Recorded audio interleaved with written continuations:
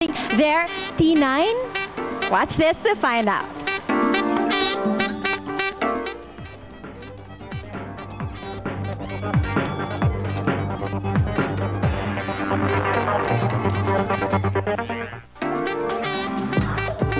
One morning, Pilipinas! Bobby Yang po para sa T9 Fast Text Challenge! Let's!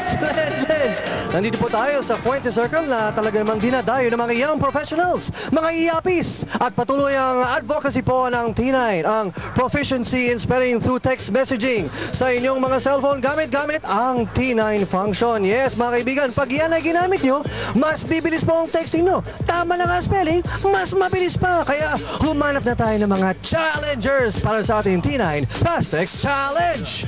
Ayun sila. Dito ako.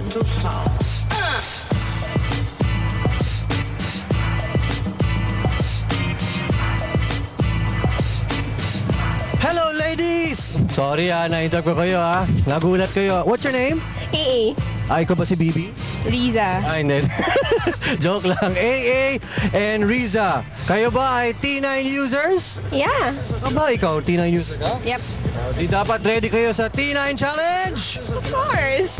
So, eto ang inyong phrase. Ilagay nyo na ang inyong phone sa T9 mode. Ready? Hindi pa kayo magsisimula? Okay, naka T9 mode na? For Nokia, paano mo nilalagay sa T9 mode yan? You go to write messages and then you press the number Button. till you see the pencil and the ABC. Ikaw, Sony Ericsson, alam mo paano papunta sa T9 mode yan? Here lang sa pound sign. Alam niya. Okay. So, our phrase is, the quick brown fox jumps over the lazy dog. Text right, T9 it, go! Tan, tan, tan, tan, tan. All right, reminder lang, with T9, you can stop tapping out letters and start getting out the message really fast. Kaya gamitin nyo na ang T9 function sa inyo. Ay, ang bilis! Gamitin ang T9 function sa inyong mga phone. Oh, kailangan ko i-text. I-check ang spelling. Okay. The quick brown fox jump over the lazy cat. Ay, sorry. Dog tayo Lazy dog. It's lazy dog. Lazy dog. Lazy dog. Tama ka, lazy dog. Okay. Ay, anong na-text mo? Ang na-text mo lang ay, sige, pakibasa. The quick brown fox. Okay. Teka, T9 user ka ba? Medyo bumagal ka ng konti. Used ako sa phone. Bagong phone kasi to Hindi ka na-confuse sa phone. Na-confuse ka dahil meron kang load kahit na hindi ikaw ang nanalo. At syempre, mas maraming load para sa'yo. AA.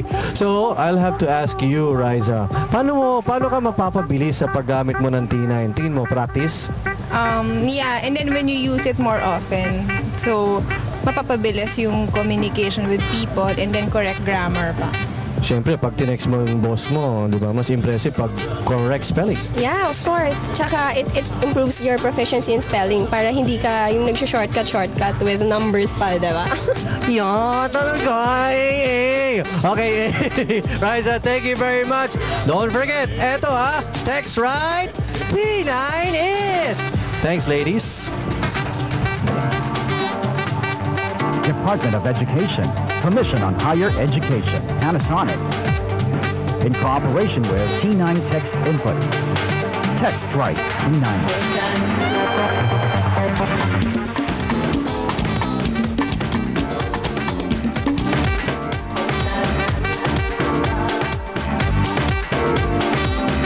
Ayan po, tuloy-tuloy pa rin na ating mga interviews